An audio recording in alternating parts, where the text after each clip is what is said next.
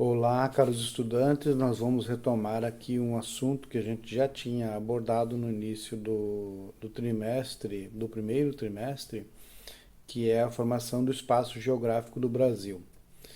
E a gente vai retomar esse assunto em função daquilo que aconteceu e que eu já citei no outro vídeo, que é a questão da queima do, da estátua do Borba Gato.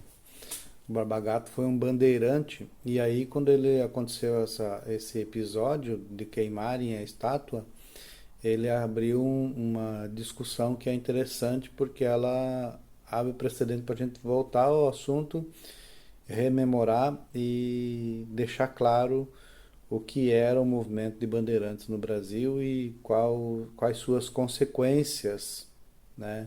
Consequências para a ampliação do espaço geográfico do Brasil e consequências para as comunidades nativas que nós tínhamos aqui no Brasil. Tínhamos, não, que temos.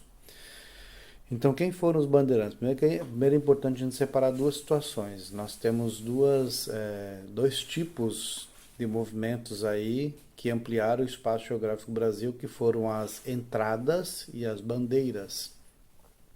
As entradas eram expedições que eram expedições oficiais, elas eram expedições a mando da coroa portuguesa, mas de forma oficial, ou seja, os soldados, os artífices, enfim, todos os empregados da coroa portuguesa que vinham para esses espaços geográficos para ocuparem esses espaços, né? E os bandeirantes, eles não eram empregados da coroa, direto, não estavam na folha de pagamento da coroa, de forma oficial. Eles eram empregados de iniciativas privadas que tinham a intenção tanto de capturar os nativos, como de encontrar ouro e pedras preciosas, como também mais tarde de capturar os africanos fugitivos, né? E aí nós temos, primeiro a gente tem uma primeira imagem aí que vocês estão observando que mostra esses bandeirantes se organizando nesse espaço geográfico. Na sequência nós temos um mapa que está mostrando, que vocês devem estar observando aí agora. Esse mapa ele mostra as entradas e as bandeiras e fica evidente para nós que as entradas saem de Salvador, que era a capital do Brasil, e as bandeiras necessariamente saem de São Vicente e São Paulo, que era a estrutura mais desenvolvida economicamente, mais ao sul da capital. E aí a gente fica evidente para nós que as entradas, pelo fato de onde elas saem, elas são oficiais, são funções do governo, é uma ação do governo. E as bandeirantes, os bandeirantes saem principalmente da região de São Paulo e São Vicente, então nesse caso aí fica evidente para nós também que eles são trabalham de forma não é oficial, nesse caso seriam as iniciativas privadas. O que eu vou trazer para nós agora na sequência é uma conversa entre duas partes bastante interessantes a ser observada, que era o governo português lá de Portugal contratando alguém aqui no Brasil para matar os nativos, matar os índios e mais tarde matar os quilombolas. Nesse caso específico aqui, a pessoa que foi contratada é o Domingos Jorge Velho, que era um bandeirante também e que estava sempre amando da coroa portuguesa, exterminando os nativos e trazendo eles na forma de escravo.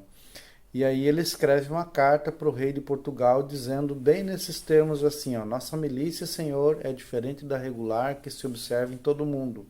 Primeiramente nossas tropas, com que vamos à conquista do gentil bravo, desse vastíssimo sertão, não é de gente matriculada no livro de vossa majestade, nem abrigada por soldo, nem por pagamento de munição. Ele está falando que a milícia, eles eram milicianos que matavam gente, milicianos que matavam pessoas. Eles recebiam da coroa, estavam aqui querendo prestar um serviço para matar mais pessoas, né?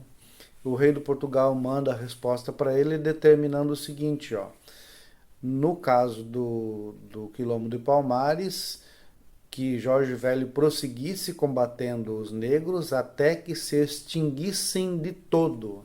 Era para acabar com todos os quilombolas que estavam organizados no Quilombo de Palmares. E mais tarde, em 1695, um despacho do rei acaba concedendo ao Jorge Velho o posto de mestre de campo do terço dos paulistas. Por que ele ganhou isso? Por respeito aos merecimentos e serviços que tem feito na conquista de Palmares.